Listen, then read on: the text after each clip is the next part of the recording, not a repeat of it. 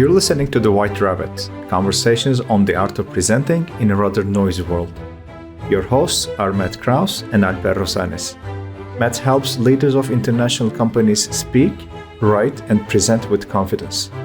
Alper is an author, communications trainer, and a startup investor with a diverse portfolio of companies in Barcelona.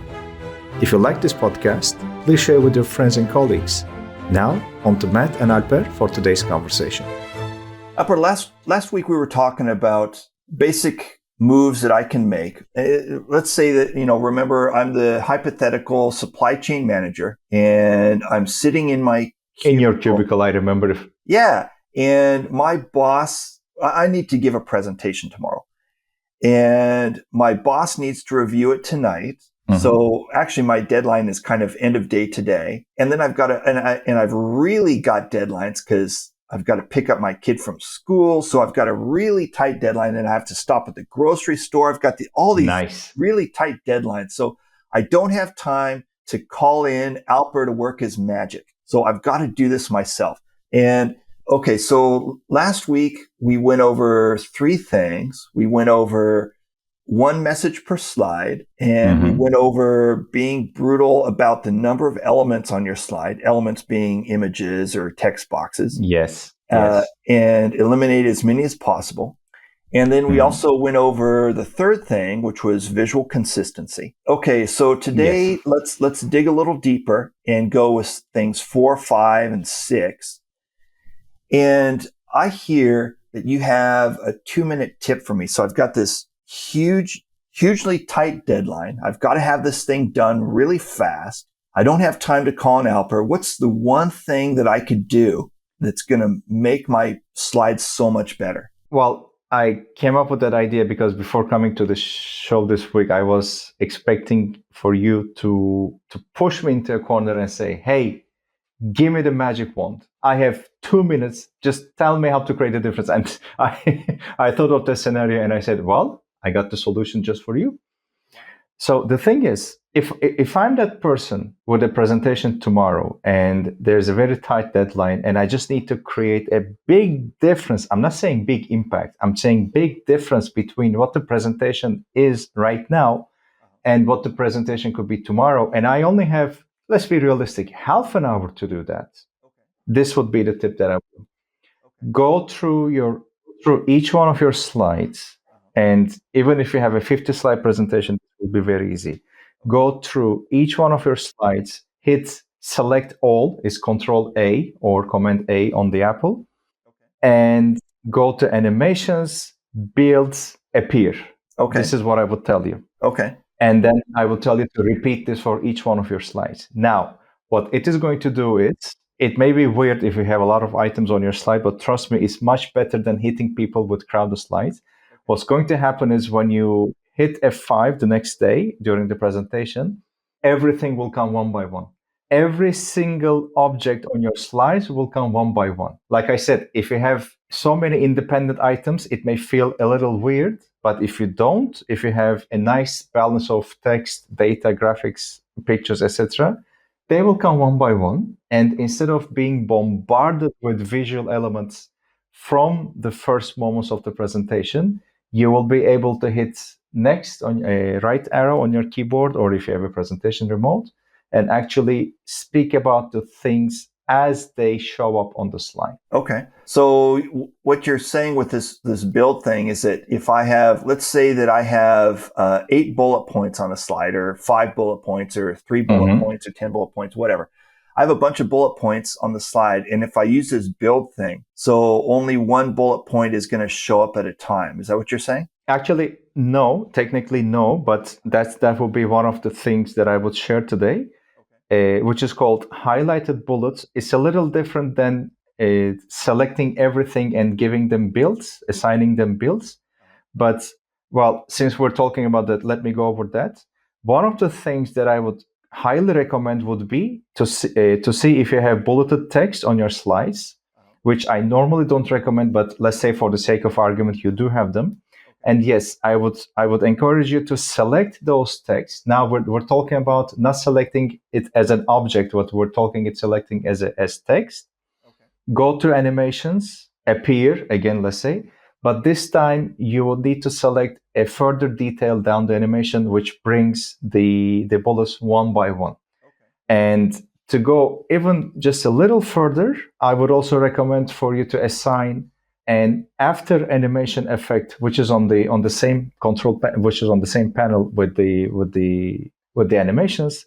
And what it would do is it will show your first bullet, and then when you hit next, it would show your second bullet, but change the color of your first bullet to any color that you decide. I recommend like a faded gray, for example. So what it would do is the first item would remain on the slide, but it would be less visible than the second one.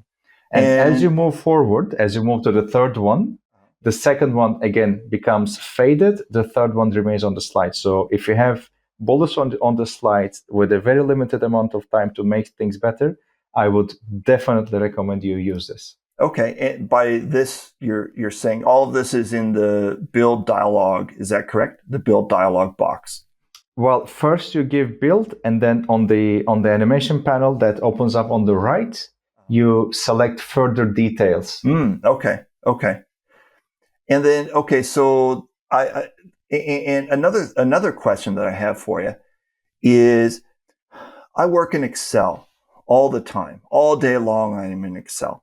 And so I've got like 9 million gazillion tables, and I'm importing many of them into my PowerPoint presentation. So as I'm bringing these tables in from Excel, what are some of the things that I should look out for? What tends to happen that I should be looking out for? Ouch, that's painful. That is painful because PowerPoint has come a long way, but one of the things that mystify me is still the inability to take a table from Excel, put it into PowerPoint, keeping it editable and looking as good as it does on Excel. The last time I checked, which was a couple of weeks ago, it's still not able to do that. What you can do is, if you have spent so much time on Excel, for example, to work and make it look nice, what you can do is you can paste it as a picture onto the slide, which retains the visual aspect of the table, but it doesn't give you any editing opportunity. So you have to go back to Excel, edit your data, and repaste it if in that case. Or you can paste it as values and maintain editability, but lose the visualness. So you need to go to PowerPoint and do some more visual touches if necessary. Okay. Now, there is a third way of including it as a link, an outside object or something like that, but it hasn't proven 100% reliable in my case. So I would definitely recommend testing it a couple of times before choosing it as a method. And also another question that I have for you is about data charts. And sometimes, I'm bringing in these data charts from a bunch of different places. Some of them are coming from Excel. Some of them I type in manually.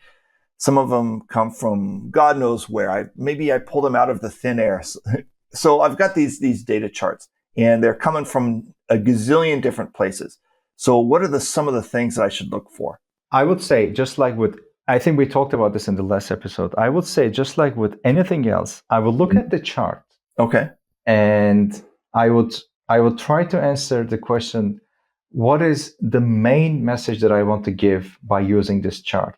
Okay. And then look for things that serve to convey that message, and also look for things that I don't need, for example, for serving that message.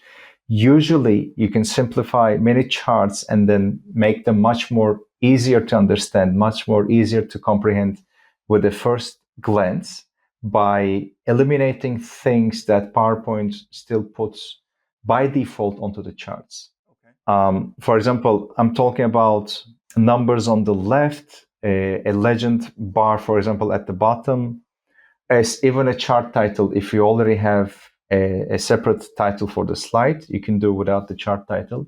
So what I would do is I will look at it and try to understand if people would be able to grasp the main idea very quickly. And if not, go through some removing again, eliminating and taking away the redundant things that the software brings onto the charts by default. Mm-hmm. Okay. And another question that I have for you is about working. And I would add data values. It doesn't bring it by default. I would add data values to every single chart so that people are able to look at it and see the values without having to go back to the range on the left or at the bottom or whatever, and try to correspond which point is what value. So just even the simplest act of adding data values is a huge differentiator between easy to understand and complicated charts. When you mention data values, what do you mean by that? Are we talking about like dollars, pounds, kilograms, kilometers? Is that what you mean by data values? No, what I mean is, imagine you're telling the software to put a bar chart, a column chart. Okay. When you insert a column chart and then you enter your data, of course, in the background, either in Excel or in PowerPoint, what happens is you're going to get bars visually representing the value, but you're not going to see the value by default. What you're going to see is a certain height of a bar. And then on the left side, you will see a range of numbers from 0 to, let's say, 100. And the software actually makes you guess, okay, this bar on the left seems to fall between 60 and 70. The one on the right seems a little higher, but I don't know what it is exactly. So what you can do is add data labels, put onto the bar itself exactly what the value is. Okay. And since now you can see the values on top of the items themselves, you can remove this thing on the left, the range of values, which is no longer necessary. So adding data values is showing exactly what value is represented either by the line, by the pie, or by the column itself. Okay. And then one other question for you is about working with text. Let's say that, I'm the hypothetical supply chain manager, and I get some slides from my boss, and there's like 9 million words in there. It looks like a book. My boss has basically written a book in PowerPoint and sent it to me. So in terms of working with text and making it look good, what should I do? What should I keep in mind? Well, the first thing I would look at with text is, are there full, complete sentences? And if there are, I would select some keywords out of those sentences. Okay. And keep them. Okay. Maybe turn them into a couple of bulleted lists and use this highlighted bullets that I mentioned in the beginning. So I would definitely reduce first the amount of text on the slide by shortening sentences into keywords. Increase the size of the font so that they are more visible and more legible, let's say, readable. And then again, of course, I'm assuming that we already went through the filter of whether it is necessary or not. So I'm talking about the things that we ended up deeming necessary at the end of this elimination. So with text, I would eliminate as much as possible, reduce as much as possible.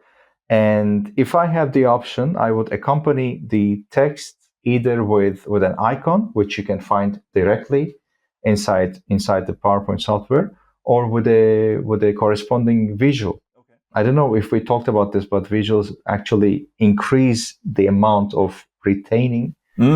So I would certainly recommend accompanying text either with relevant visuals or icons so that people can pay more attention to them. Okay, excellent.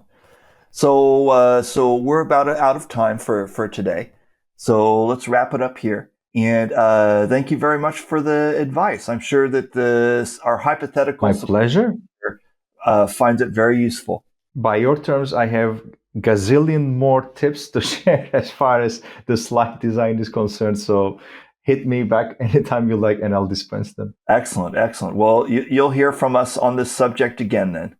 I guarantee it. All right. Good talking to you, Matt. All right. Good talking to you, Alper. Talk to you later. Take care. Bye-bye. Thank you for listening to The White Rabbit with Matt Krause and Alper Rozanes. You can subscribe to the podcast on Spotify, iTunes, or through your favorite feed.